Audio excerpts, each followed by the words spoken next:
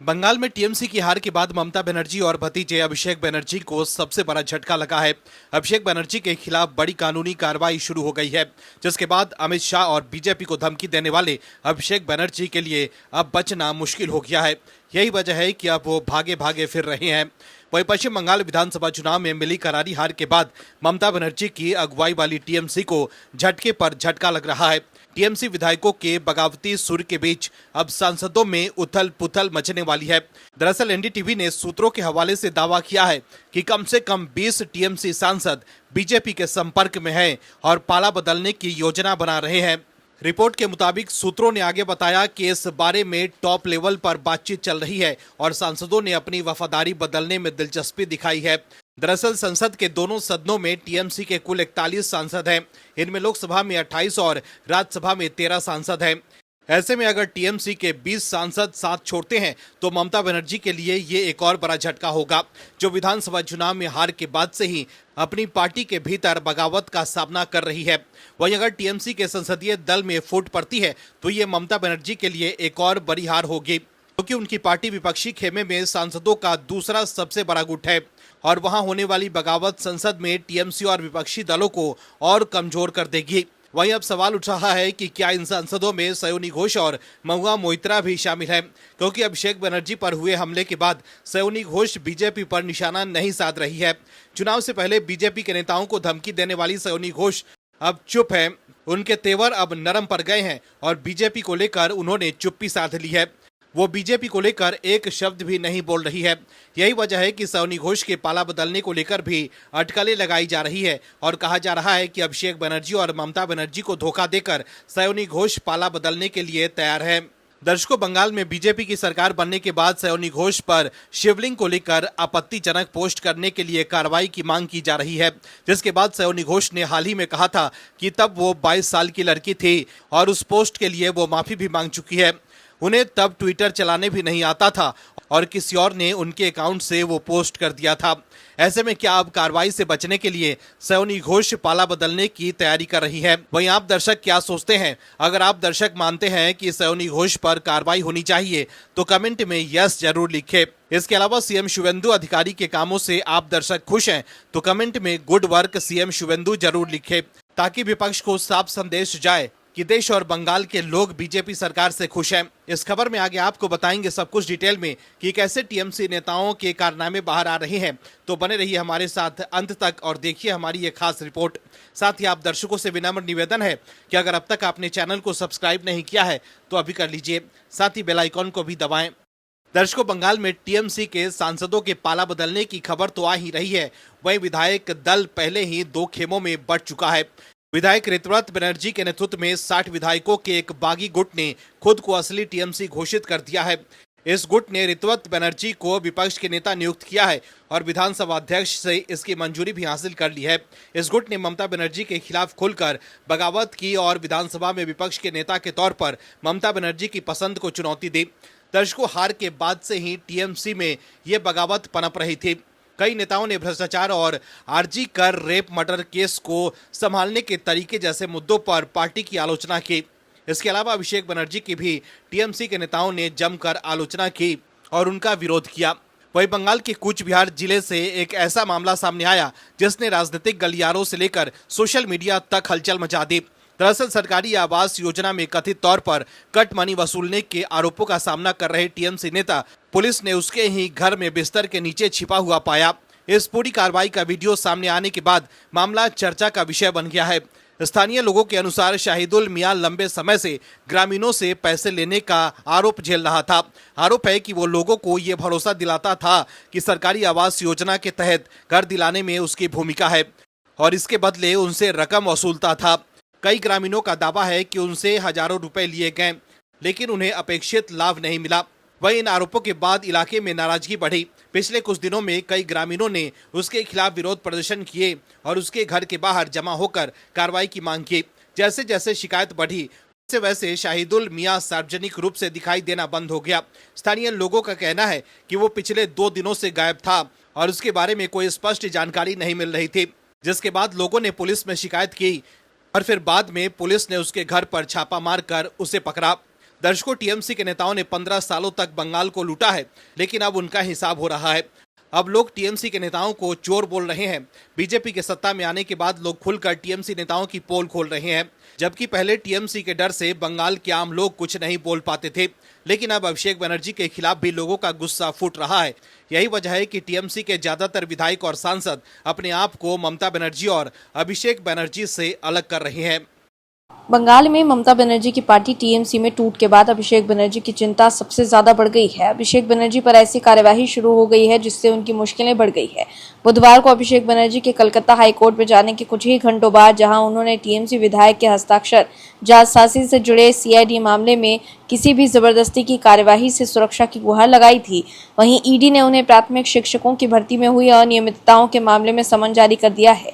अभिषेक बनर्जी को 15 जून को ईडी के कोलकाता जोनल ऑफिस में पेश होने के लिए कहा गया है। यह घटनाक्रम कलकत्ता हाईकोर्ट द्वारा बनर्जी को एक याचिका दायर करने की अनुमति दिए जाने के कुछ ही देर बाद सामने आया। इस याचिका में उन्होंने सीआईडी के समन को चुनौती दी थी और विधायक के हस्ताक्षर जालसाजी मामले में किसी भी जबरदस्ती की कार्यवाही से सुरक्षा की मांग की थी। ईडी ने प्राथमिक शिक्षकों की भर्ती मामले में जांच तब शुरू की जब सीबीआई ने शिक्षकों की नियुक्तियों में कथित अनियमितताओं को लेकर एक एफआईआर दर्ज की थी। उसी दिन कालीघाट पुलिस स्टेशन के अधिकारियों ने हरीश मुखर्जी रोड पर स्थित अभिषेक बनर्जी के आवास शांति निकेतन के बाहर रखे पुलिस कियोस्क, बैरिकेड, स्कैनर मशीनें और अन्य निगरानी उपकरण हटा दिए। अभिषेक बनर्जी के घर के सामने से सुरक्षा काफिला और गार्ड रेल पहले ही हटा दिए गए थे। वहीं अभिषेक बनर्जी के वकीलों के मौखिक अनुरोध पर न्यायमूर्ति अपूर्व सिन्हा की अवकाश पीठ ने उन्हें एक याचिका दायर करने की अनुमति दी थी। इस याचिका में हस्ताक्षर जालसाजी मामले में दर्ज एफआईआर को चुनौती दी गई थी और सीआईडी द्वारा की जाने वाली किसी भी जबरदस्ती की कार्यवाही से अंतरिम सुरक्षा की मांग की गई थी। मतलब अब अभिषेक बनर्जी समझ गए हैं कि वो मुश्किल में फंस चुके हैं और कभी भी उनकी गिरफ्तारी हो सकती है। यही वजह है कि वो कोर्ट से राहत की मांग कर रहे हैं, लेकिन इस बार अभिषेक बनर्जी के लिए बचना मुश्किल हो गया है। अब असली तृणमूल और नकली टीएमसी की लड़ाई शुरू होगी, जिस पर आखिरी फैसला विधानसभा अध्यक्ष को ही करना है। वहीं ऋतव्रत बनर्जी ने कहा कि अभिषेक बनर्जी की कोई भूमिका ही नहीं रहेगी। उनके साथ हमारी पार्टी का कोई संबंध नहीं है, उनके साथ हमारी आवाम का भी दूर दूर तक कोई संबंध नहीं है। अगर संबंध होता तो 26 दिनों तक छुपे नहीं रहते, बल्कि बाहर निकल कर आते। जैसे चोरों को पीटा जाता है वैसे ही उन्हें पीटा गया। हम में से किसी नेता ने भी न तो केंद्र और न ही राज्य सरकार से सुरक्षा की मांग नहीं की और अभिषेक बनर्जी उस दिन चोरों की तरह पिटाई खाने के बाद कह रहे थे कि आवाम उनकी रक्षा करेगी। फिर देखा गया कि उन्होंने केंद्र सरकार को अपनी सुरक्षा बढ़ाने के लिए पत्र दिया। वहीं मुख्यमंत्री शुभेंदु अधिकारी की मंत्रिपरिषद में शामिल होने के बाद ही विधायक अर्जुन सिंह ने तृणमूल कांग्रेस और उसके राष्ट्रीय महासचिव अभिषेक बनर्जी पर तीखा हमला बोला है। उन्होंने दावा किया कि अभिषेक बनर्जी गंभीर आपराधिक मामलों के आरोपों से घिरे हैं और कानून के दायरे से कोई भी बाहर नहीं रह सकता। अर्जुन सिंह ने कटाक्ष करते हुए कहा कि यदि बीजेपी अपने दरवाजे पूरी तरह खोल दे तो पूर्व मुख्यमंत्री ममता बनर्जी को छोड़कर तृणमूल में शायद ही कोई नेता बचेगा। उन्होंने ये भी कहा कि अभिषेक बनर्जी के लिए भाजपा में कोई स्थान नहीं है। मंत्री ने आरोप लगाया कि तृणमूल शासनकाल में व्यापक अत्याचार और अनेक राजनीतिक हत्याएं हुई।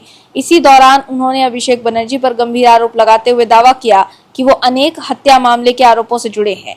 वहीं ईडी और सीबीआई की कार्यवाही से चौतरफा घिरे अभिषेक बनर्जी अब गिरफ्तारी से बचने के लिए कोर्ट का दरवाजा खटखटा रहे हैं। वहीं कलकत्ता हाईकोर्ट ने बुधवार को अभिषेक बनर्जी को कोर्ट में एक याचिका दायर करने की अनुमति दी। इस याचिका में उन्होंने अपने ऊपर लगे हस्ताक्षर जालसाजी के आरोपों की जांच के सिलसिले में पश्चिम बंगाल सीआईडी द्वारा की जाने वाली किसी भी जबरदस्ती वाली कार्यवाही से सुरक्षा की मांग की है।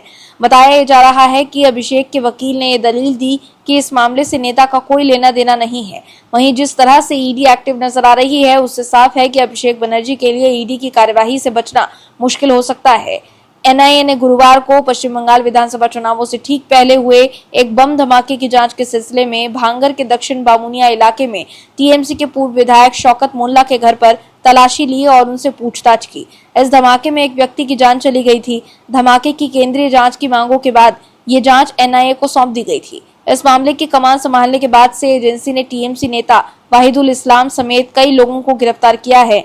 तो देखा आपने कैसे ममता गुट की टीएमसी अब चौतरफा घिर गई है। दर्शकों, राहुल गांधी ने एक बार फिर दावा किया कि पीएम मोदी 1 साल के अंदर प्रधानमंत्री नहीं होंगे। राहुल गांधी ने एक बार फिर दावा किया कि देश में भयंकर आर्थिक सुनामी आ रही है, हर चीज के दाम बढ़ने वाले हैं।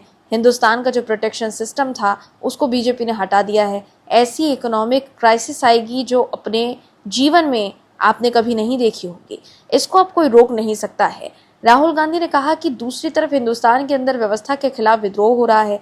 वहीं चुनाव आयोग पर वोट चोरी का आरोप लगाने वाले राहुल गांधी ने अब यू टर्न ले लिया है। राहुल गांधी ने कहा है कि आप सोचते हैं चुनाव आयोग कंट्रोल में है, वो 3 साल पहले पूरी तरह से कंट्रोल में था। मुख्य चुनाव आयुक्त के मैसेज मेरे पास आ रहे हैं। सीनियर जुडिशरी खुफिया अधिकारी सारे के सारे रिवोल्ट कर रहे हैं। वो हमें बताते हैं कि जो सिस्टम का कंट्रोल था वो कोलैप्स हो रहा है। राहुल गांधी ने कहा कि आपको क्या लगता है चुनाव आयुक्त को डर नहीं लगेगा? कल क्या होने वाला है? सिस्टम अंदर से हिल रहा है। मेरे पास सिस्टम के अंदर से पीएम मोदी, केंद्रीय गृह मंत्री अमित शाह, उनके बेटे मंत्रियों अजीत डोभाल सबके बारे में जानकारी आती रहती है। अब ये हो सकता है कि जनता के प्रेशर को सप्रेस करने की कोशिश करें, इमरजेंसी जैसी चीज कर दें। मेरे अंदाजे से पीएम मोदी 1 साल के अंदर प्रधानमंत्री नहीं होंगे। दर्शकों, पिछले साल बिहार चुनाव से पहले राहुल गांधी चुनाव आयोग पर वोट चोरी का आरोप लगा रहे थे। पिछले साल 17 अगस्त 2025 से राहुल गांधी ने बिहार में वोटर अधिकार यात्रा निकाली थी, जिसका 1 साल भी अभी पूरा नहीं हुआ है। उस वक्त राहुल गांधी चुनाव आयोग को चोर बताकर ये दावा कर रहे थे कि चुनाव आयोग बीजेपी के कंट्रोल में है। बिहार में हार के बाद भी राहुल गांधी चुनाव आयोग पर वोट चोरी का आरोप लगा रहे थे। इतना ही नहीं, बंगाल और असम में भी बीजेपी की जीत के बाद राहुल गांधी ने चुनाव आयोग पर सवाल उठाए थे। मगर अब राहुल गांधी कह रहे हैं कि चुनाव आयोग बीजेपी के कंट्रोल में नहीं है। 3 साल पहले चुनाव आयोग पूरी तरह से बीजेपी के कंट्रोल में था। मुख्य चुनाव आयुक्त के मैसेज मेरे पास आ रहे हैं, ऐसा दावा उन्होंने किया है। लेकिन अब सवाल है कि जब 3 साल पहले चुनाव आयोग बीजेपी के कंट्रोल में था, तब राहुल गांधी ने पिछले से अगस्त 2025 में चुनाव आयोग के खिलाफ वोटर अधिकार यात्रा क्यों निकाली थी? तब क्यों वो चुनाव आयोग पर हमला बोलते हुए दावा कर रहे थे कि चुनाव आयोग बीजेपी से मिला हुआ है?